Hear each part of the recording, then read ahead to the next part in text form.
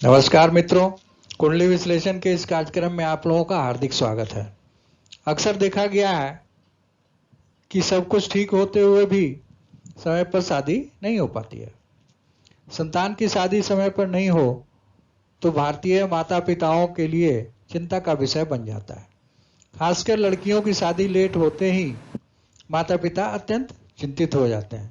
कितनी बार कैरियर में सेटल न होने की वजह से या कुछ पारिवारिक मजबूरी से समय पे शादी नहीं हो पाती, लेकिन सब कुछ सही हो, कुछ खास वजह नहीं दिख रहा हो तो भी समय पे शादी नहीं हो तो चिंता करना लाजमी है। तो आज का कुंडली विश्लेषण इसी विषय पे है।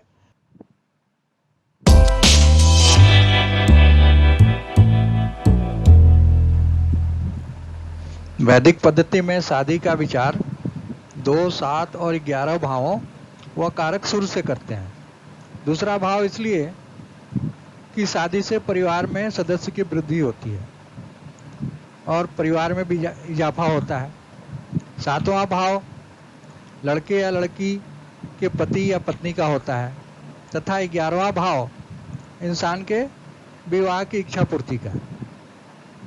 तो प्रस्तुत कुंडली एक ऐसे व्यक्ति का है जिसका व्यक्तित्व सुंदर, पढ़े लिखे व अच्छे वेतन पे कार्यरत हैं, लेकिन किसी न किसी वजह से शादी ठीक नहीं हो रही है और विलंब होता जा रहा है। तो कुंडली पे चलते हैं। कर्क लग्न की कुंडली है जिसका स्वामी चंद्र व्यय भाव यानी द्वादश भाव में पापी ग्रहों केतु और मंगल के साथ बैठ गया तो लग्नेश कमजोर हो गया। दूसरे भाव का स्वामी सूर्य चतुर्थ में नीच होकर बुध के साथ बुधादित्य योग बना रहा है तो थोड़ा कमजोर हो गया। 7वां भाव जो उनके स्पाउस का है, वहां शनि अपनी ही राशि में बैठा है और लग्न को भी देख रहा है, लेकिन शनि हर काम में डिले कराता है क्योंकि स्नेह स्नेह चले शनिश्चर, तो इनकी शादी में विलंब कराएगा। अब 11वें भाव का स्वामी शुक्र, 11वें भाव का स्वामी शुक्र शत्रु राशि में बैठा है लेकिन अपने भाव पे ही दृष्टि डाल रहा है तो शादी होगी लेकिन विलंब से। साथ ही मंगल की दृष्टि भी सप्तम भाव पे है, वहीं शुभ ग्रह गुरु की शुभ दृष्टि भी विवाह स्थान पे पड़ रही है तो शादी तो अवश्य होगी लेकिन शनि विलंब कराएगा।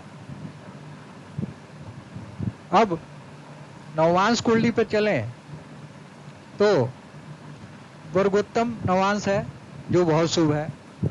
यहाँ भी शनि बुध के नवांश में है, गुरु की शुभ दृष्टि लग्न में पड़ रही है, शनि की तीसरी दृष्टि विवाह के कारक शुक्र पर पड़ रही है तो शादी में विलंब कराएगा। और मंगल की चौथी दृष्टि विवाह के कारक शुक्र पर पड़ रही है तो शादी 28 के बाद ही होगी। तो राहु, शनि, मंगल और सूर्य की स्थान युति और दृष्टि की वजह से इनकी शादी में विलंब हो रहा है। तो इन्हीं वजहों से सब कुछ ठीक रहते हुए भी शादी में अड़चन या विलंब हो रहा है। तो देखा आपने कुंडली में ग्रहों की स्थिति व दृष्टि व कारकत्व की वजह से कैसे विवाह में विलंब होता है। तो आप भी कुंडली का विश्लेषण करके बड़ी आसानी से विवाह में देरी का कारण पता लगा सकते हैं। बस इस वीडियो को बार बार देखें तो समझ में जरूर आएगा। आज के लिए बस इतना ही। अगली वीडियो में फिर एक नई कुंडली और नए विश्लेषण के साथ मिलेंगे। मेरे इस कुंडली एस्ट्रोलॉजी टिप्स चैनल को सब्सक्राइब करें और वीडियो को लाइक और शेयर जरूर करें। धन्यवाद।